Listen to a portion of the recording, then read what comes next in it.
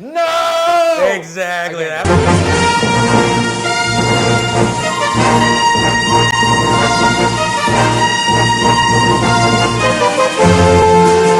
Hi, I'm Edwin Samuelson, and welcome to the CineFiles. Today, as you can see, we're at Gotham City Lounge, which is a terrific little bar here in Bushwick, Brooklyn. As you can see, it's very comic book themed, and today we're going to be continuing off from our last week's episode. I have a He-Man pillow.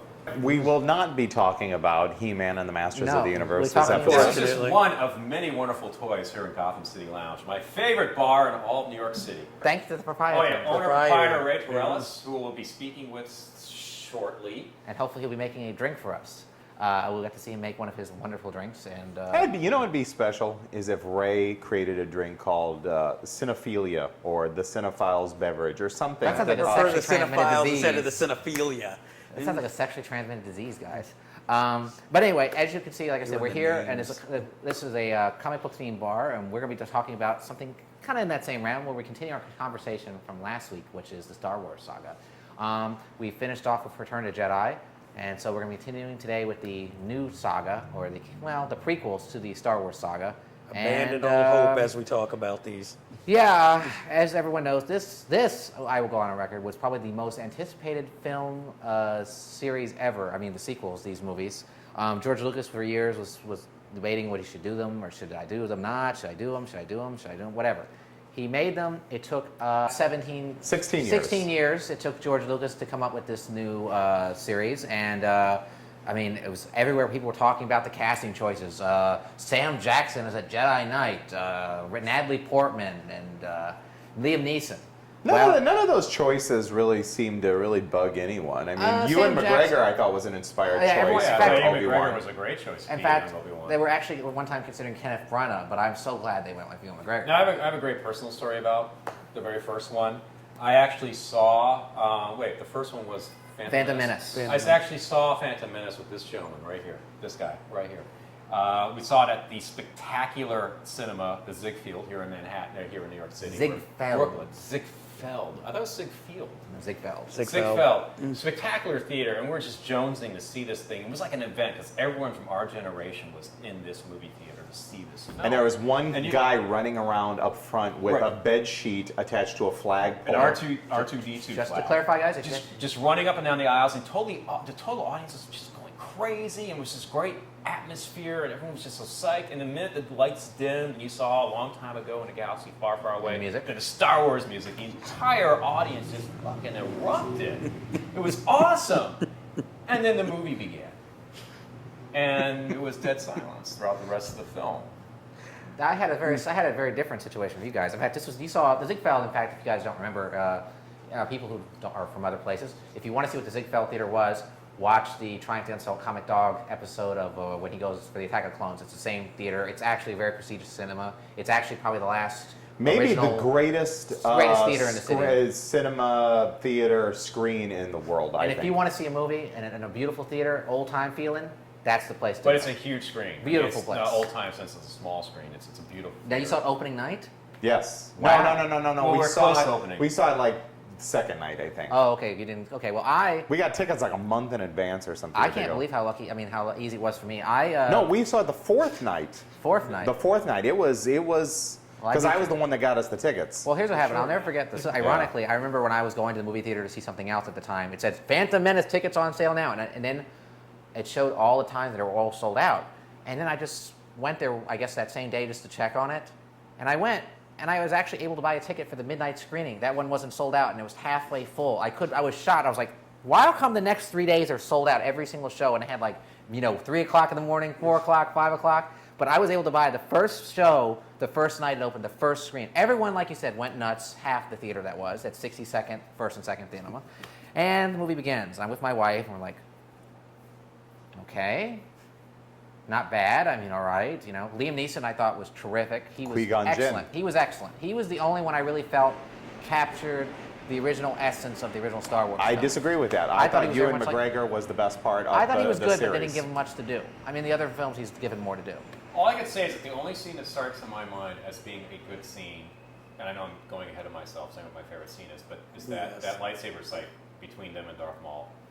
Yeah. And Obi-Wan's vengeance for his getting Liam Neeson. That was just kick ass. Well, I want to tell me about your scene. But it didn't last long. I'd like to Guys, talk about my experience let's talk about his before you go experience. on, Mike, if you please. I have the best story because I worked at a movie theater at the time it came out. Ooh, So sorry. I was, I worked the concession stand. So I had the whole block around the corner had Union Square, had people camping out. 14th Street? Yes, and they were Oh. all in, the costume Han Solo, Luke Skywalker. And, I was just like, I looked forward to it because one thing I will give the prequels, they all have good trailers. Too bad they don't go on They don't live up to hype. Exactly. So but that was where I really started thinking this might not be all that great because it's not like you're getting Darth Vader, you're getting young Darth Vader. But I'm getting a little ahead of myself. The thing that was funny to me was that the management decided so that we wouldn't sneak in or try to sneak in. They let us screen it a day early before it officially came out. So me and whoever wasn't working at the time, we all got to sit through the film, and I was just sitting there in awe of how horrible it was.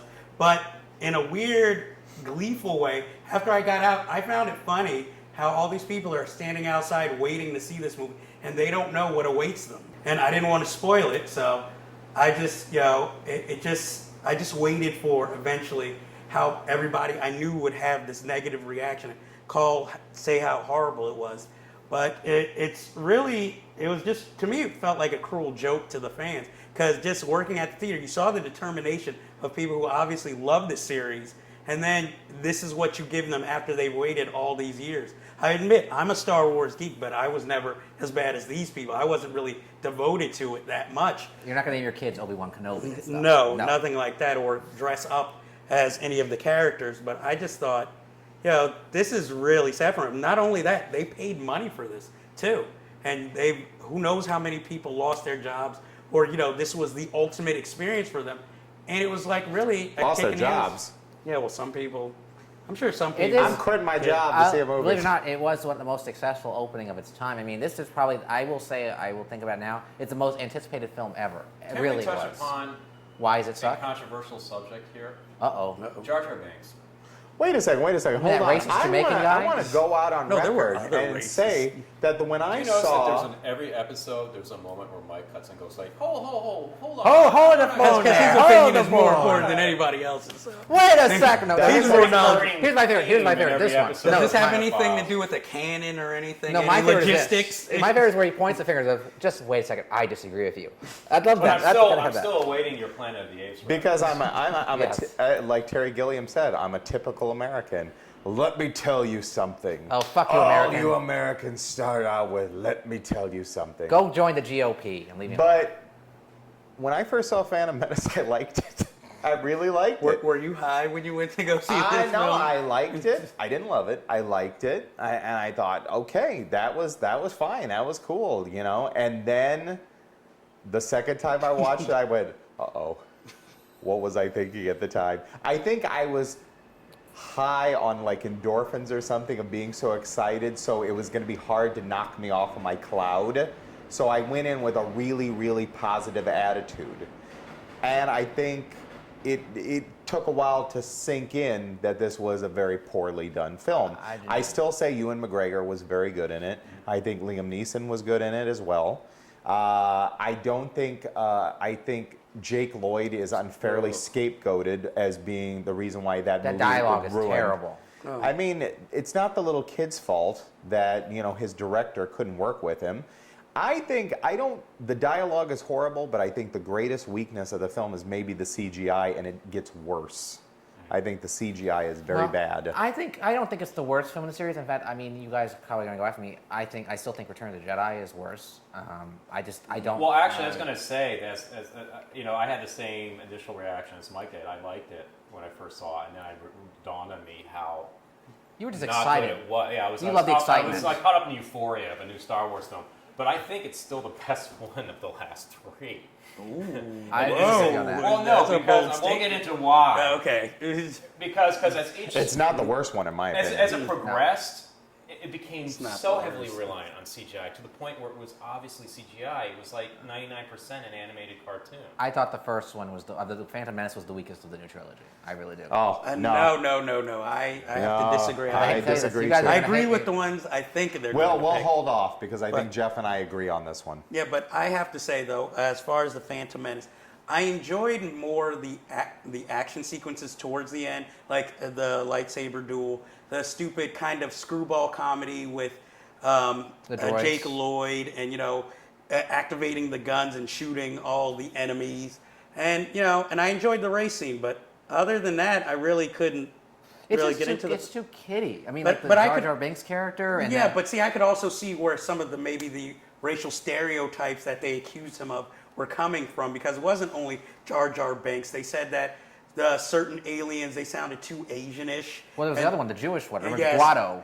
Yes, I don't know. I'm if not that's- Skywalker. I'd make you a good deal. I mean, Yeah, it's just I stereotyping. really didn't look into that as much, but I could That- see where somebody would think I that. don't know the Asian villains, the Jewish merchant, And then they had the two-headed announcer. Come on. Yeah, They were that's kidding. a little, Grabbing that's a little at too much. straws. Yeah, that is Yeah. grabbing at straws. I really think so. I just think it's too kiddie. And the problem Spike Lee calling Jar Jar Binks Jamaican.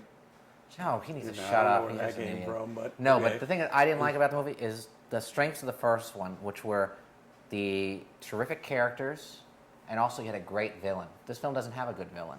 Darth Maul shows up for like 10 minutes at the end, and it's like his fight scene is incredible, but he has no emotion. He's an And Christopher emotionless Lee's anger. character is introduced somewhat in this, right? No, He's he's, not- No, he's number He's two. a This sequel. is He's number a sequel. two, okay.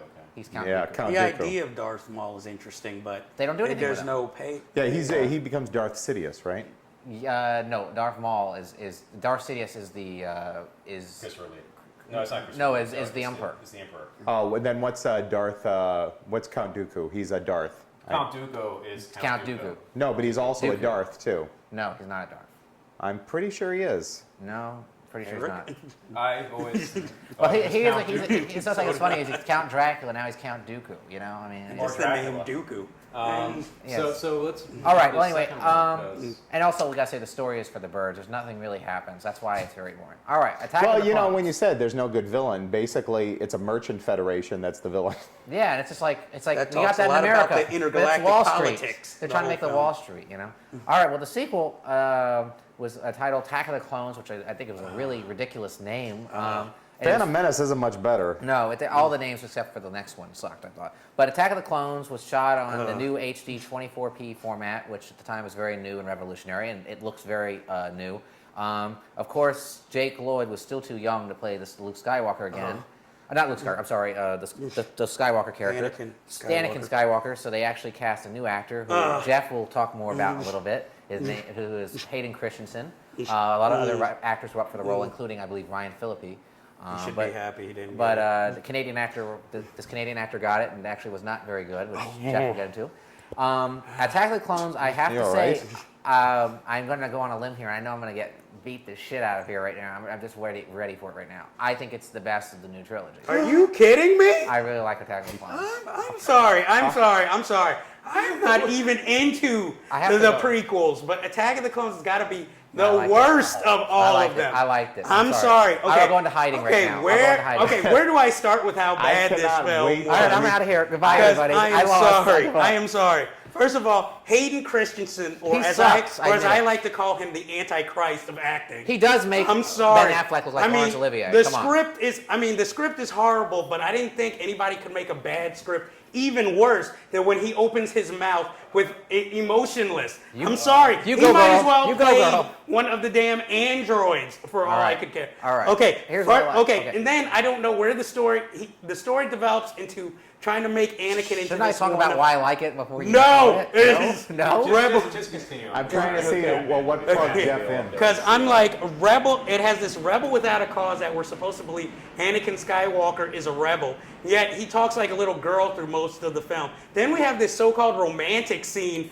with Natalie Portman where he's sitting there talking about sand is one of his interests. And then he's supposed to be badass because as revenge of his mother getting killed, he slaughters his whole village. And I know this movie is kid-friendly, but it would have been nice to at least show it. It would have been even interesting because I want to see the bad side of Anakin Skywalker. I don't want to talk about You do see the the bad side of Anakin Skywalker. I know you see it, but I want to see it. I want to feel it when I see it. Well, he I killed that whole understand. family. He killed that whole thing on the planet, right? Yeah, he did. What was But that really dumbass exchange of dialogue between him and Natalie Portman? Where Natalie Your Portman's your like, sand is "Oh, coarse, you're-" like no, this. no. It was the one where she's like, "Oh, you've gotten so big," and he's like, "That's right, I'm older now." You know, that was like the I agree. extent. Again, of it's- intelligence. You know what makes me laugh? This is the Exact- only film that was actually co-written by someone else other than Steven Summers.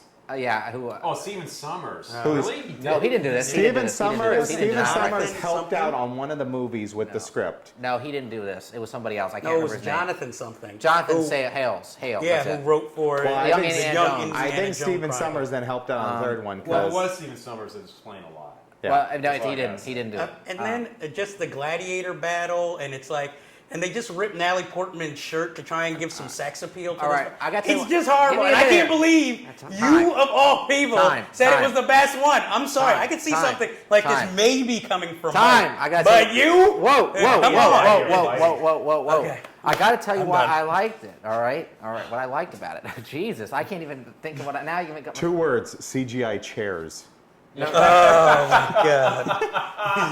Why? The entire set. I don't was even know like why the green hell screen. I'm debating this with you guys. I'm going to lose. But what I liked about it is that there was some great. I love the scene with the opening where they're trying to come in and kill Natalie Portman, and there's that whole chase through the bar and stuff, and in the alley, and there was that great lightsaber duel, and they're chasing. I thought that was a great chase scene. That was phenomenal.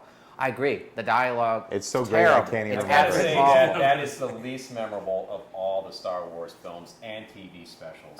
Can I love ask one Chris I don't question? remember anything. I just about have one question. Were you high when you went to go see this? No, I saw it at 5 o'clock in the morning. I loved it. There's I no was- excuse. Deadly dialogue, There's no that's excuse. about it. Remember when they're making the droids with the like molten metal I at like the end that. and they're jumping through that? The only thing that was missing from that was you know, the Looney Tunes. It's supposed to be like that. soundtrack. That's what I liked about it. I liked that there was all these, and I thought when the first we're talking about Phantom Menace lacked a villain. I thought Christopher Lee was awesome as the bad guy. You know, I thought he was given a lot to do. I thought he was good. I thought Ewan McGregor was given a lot more to do, and his character because he was had more to do than he did in Phantom Menace. And I loved how he was really channeling Alec Guinness. There was so. Yes. And I love the Ewan way the film McGregor looks. once again was all. I thought when I left Attack of the Clones, the first thing I thought was, wow, that film could have been edited down to about 40 minutes long and it would have been entertaining. Only the Ewan McGregor stuff. It should have been young Obi-Wan investigates stuff. Like he was like an interstellar detective. If it was just that, it would have been an entertaining film. But the other side stuff was just so bloody awful. I mean, the introduction of Jango Fett was somewhat interesting. I like that when he goes to that planet where the clones are being manufactured. I thought that was really It's very unusual. interesting, too, that later on you see that Boba Fett, the son of Jango Fett, is actually related to the Stormtroopers. Yeah, I like that. I thought that was really interesting. I love the end droid battle, the end battle when the clones come in to save the day. I thought that basically it was a very good fight movie, and the fight scenes are great. The story stinks. I won't lie to you about that. However, Christopher Lee is a terrific villain, and he does elevate it somewhat. Also, I like the way the film looked. The digital HD look actually was very original at the time, and it looked very All I interesting. know is like I sat to that film and like everything's green screen, everything's a CGI set. That's where I really came out of what was great about the original Star Wars world, where all this like care was taken to model special effects, and where it just became lazy CGI only. CGI? CGI? It's, yeah, you're saying sage, well, I don't know. But anyway, but yeah, I understand. Computer generated imagery. I agree with you to I'm the some one who drinks, buddy. I should start. After this show, I'll need to start drinking. I do agree with you to some extent, but that's when Lucas basically wanted to make everything on CGI, and so the whole movie was that way. It's not as distracting as it's to me like the latest Indiana Jones film, where the whole movie is realistic, and all of a sudden it's just completely green screen for like 20 minutes. I didn't think that worked. I thought Lucas did it in a Let's good put it enough this way, job. Attack of the Clones was so bad, it really killed my enthusiasm for the last film. I didn't even go see the last film until a week or two after it was released. It's my third I was favorite. just like, Attack of Clones is my third Well, favorite. I'll take my time. Let's move on to the last film. All right. What do you think of the last? All right. Well, film? Attack of the Clones, Okay. unlike other people, most people. I mean, I liked it. Most people hated it. So the anticipation for the next one didn't do as well. So Lucas knew, he's like, shit, I got to make my next film good. So he decided to reel in the fans again, and he thought, I can call it Revenge of the Sith. Kind of turn it into Return of the Jedi, and that'll The get the fans Sith interested. lack revenge. So they actually got some people talking. They love the title. A lot of fans like the title, and they were receptive to the idea. Also, Lucas promised it wouldn't be kid-friendly. He said it would be very dark, and it would be the darkest of the series. Perhaps it is. It's not the most successful dark film of the series, but if this was the first film in the series, I think that the series would have got off to a much better start. Because this one, even though it is problematic, actually looks like there was some care and some thought into it. And also, it's geared more towards adults. It's the only film in the series that is rated PG-13. And there's some very disturbing scenes in here where I think where Anakin is reduced to, rubble and burning. And I know you were happy to see him suffer. Okay. I don't know if a Wait. human being can be This reduced is to where I'm rubble. going to cut in, Okay, and cool. I'm going to get into my thing about like A filmmaking. building can be reduced just to rubble. basic storytelling 101. It's one thing to have elements that are dark in a film. Does not necessarily make it dark. I agree with you on that. This was like an 11-year-old's idea of dark.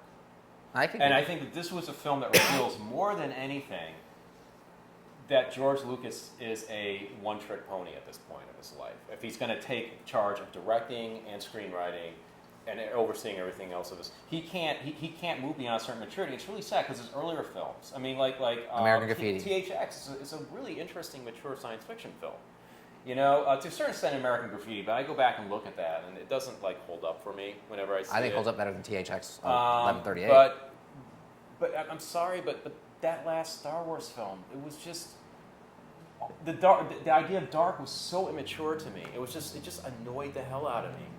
And I knew he was trying to make it more adult because tradition. You've got to have your Empire Strikes Back. You got to have There is some dark. Some scenes in there that are successfully there's dark, scenes in there though. that are scripted to be dark, but they don't What about- come across. They don't have the impact All right. that a dark scene should have. What about- because it's really poorly written. All right. What It's about really the poorly scene? conceived. What about the scene with Sam Jackson, Mace Windu, and the Emperor, where he they fight and he kills him and he What melts his kills it face. is A, it's Sam Jackson, and B, it's poorly written and executed. It's I don't all even CGI. remember how Sam Jackson died in Yeah, that. and you don't even remember. The Emperor killed him and he threw him off the side of the ledge. And remember, the Emperor was all burned up, and that's how he got his I disgusting don't face. even remember. Because he's using that electricity. But the Emperor tried to do that with Luke Skywalker in the third Star Wars film. Did we think that was as dark? No. Well, see, But it was the same concept. And well, I get what you're saying, but to me, what I agree with, but what I find watching the film is that, like you said, every time it attempts to go dark, something towards the end messes it up so that you can't take it any seriously. Like, okay, there's this battle between Ewan McGregor and Hayden Christensen, and he falls into the volcano pit, but then, after he's fallen into the pit, you keep having Ewan McGregor keep yelling stuff at him while he's in the pit. And then you finally see, Hayden Christensen half melted, but it's not that grotesque, and he's crawling on the ground with this determination. And since he can't act anyway, it looks ridiculous. And then comes the most memorable part of the film, which I think is just totally ruins the film, is when he's, this whole scene where they're making it seem special. He's going into the Darth Vader armor, and then, he finds out that Padme has died. And I don't know who did the voice. I don't know if it was James Earl Jones or maybe Hayden Christensen's inflection. It was Jones. It is James Earl Jones. But his no, and I couldn't keep a straight face at that point. And I'm like, if this is supposed to be dark, obviously this film has lost its mark. No, the best was when he did the Frankenstein The walk. bit, pulling up. Oh, I got to say that was on the whole theater laughed when they saw that. And then it also Fire had burn. It's like the droids that were introduced in the Phantom Menace that were supposed to be dangerous now are like sassy sidekicks to the villains. Like, oh, you could have said, Shit. "Excuse me." You just reminded me of something that annoyed the shit out of me. I have to mention this. In the first Phantom Menace movie, you see Anakin Skywalker create C-3PO and R2-D2, and Obi-Wan Kenobi knows who they are, but he never ever acknowledges them in the original trilogy. You remember? It got a great thing on that. It's like, what C-3PO, R2-D2? What are you doing here after all these years? I mean, I gotta mention. I'm sorry. That just made me think Darth about Vader that. in The New Hope, he walks right by him. I mean, it's just, I just built you guys, but Whatever. Yeah, it's like was like toys. yeah, that's right. I forgot about that. What the fuck? He completely fucked up everything. Why would he even do? Ugh. Fuck you, Lucas. I have nothing else to say about it. Okay, so I didn't really do this with the first two, but what were your guys' favorite scenes from? No! Exactly. Again, That no. would, Well, you just didn't even cracked say me what up. the name of the film was. Revenge of the Sith, I said. Revenge Remember I of the said that's Sith, why okay. they liked their... There's that cool lightsaber site. That's site. Sight. There's a lightsaber site. Lightsaber website. Lightsaber fight between Dooku and Yoda. Which is really cool. That's actually, believe it or not, I believe that's in the previous entry, my friend. Oh, is it? Okay. Well, then the only other thing I could think of is that scene where That is a great scene, by the way. Obi-Wan's left Darth Vader behind in that like molten lava thing, and it's kind of an interesting moment. I do like how they set up Just the left behind. sequel, this one, for the original series. You know, like how you see, like, you know, the twins being, you know, what was it? Like Luke is taken to Tatooine, and you see But you know, the Leia movie given to also, that. like, also the problem I have with the last three films in general is because it becomes such an iconic thing that all these actors came forward and said, "I'm a Star Wars fan. I want to be in your film." So you have all these like annoying cameos, like Samuel Jackson, Jimmy Smits. You know, Well, you forget who was supposed to be in the second one, don't you? who was supposed to be in the second one? They actually cut him out, but they filmed it. The Backdoor Boys, I like to call them. The Backstreet Boys. I'm not joking. They were actually, or was it NSYNC? Excuse me. One of those two loser bands were supposed to be in. Were actually filmed for the Attack of the Clones, but Didn't you love Jimmy Smits when they first launched the Star Destroyers, and all Jimmy Smits can do is this? why am I in this? Just like they're launching Star Destroyers to conquer the galaxy, and all he could do was like rub his furrowed brow, like, "Oh, my Time out. head hurts. I've got such a migraine." These damn mosquitoes are driving me crazy. This will definitely. I hope to God Definitely. This will not be edited out at all. that will be in. This is the credits. This is the credit sequence right here. So that's not going in the tape, dude. These are the end credits, ladies and gentlemen. Last hurrah for chivalry. There you go. Yeah. Why don't you use the sword from the He-Man? Yeah, that would be better. All right. Yeah, that's. Would you put that limp thing away? Yeah, it is pretty limp, Please isn't put it? that down. It's limp. That's- It's limp. All right, well, let's go over this real quick. Let's do a quick recap before we end. Let's recap this. The best film in the series, we all agree, is Empire Strikes Back. Second would be Star Wars. For me, Attack of the Clones, fuck you. 4 would probably be Wait, what? Revenge of the Sith, Phantom Menace, and then Return of the Jedi. What about you? I'm going to do something different. I'm not going to even answer that question. I'm going to like switch things around. I want to know what your favorite moment from this episode was. My favorite one was Jeff's outburst. That was amazing. That's the best outburst I think I've ever seen you do. Good thing I liked it. My favorite is just just watching Edwin take 2 gloves to try and kill mosquitoes. That was It's awesome. fucking annoying as shit, man. Look at these fucking things. That's my favorite moment. That outburst But right just with the 2 gloves, it was just awesome.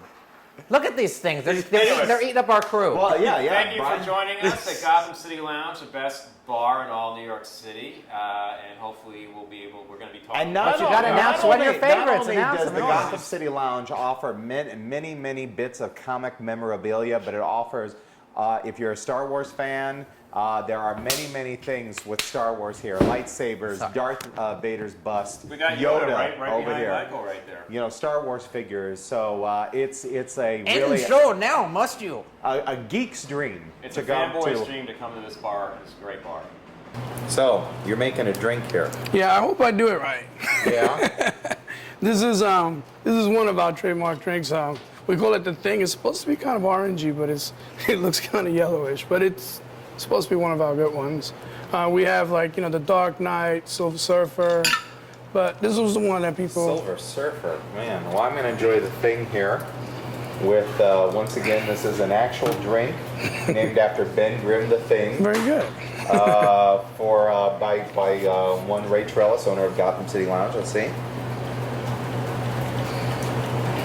That's damn good. That is a damn good drink. Give us a description of the drink, Mike. Very fruity. It's very refreshing.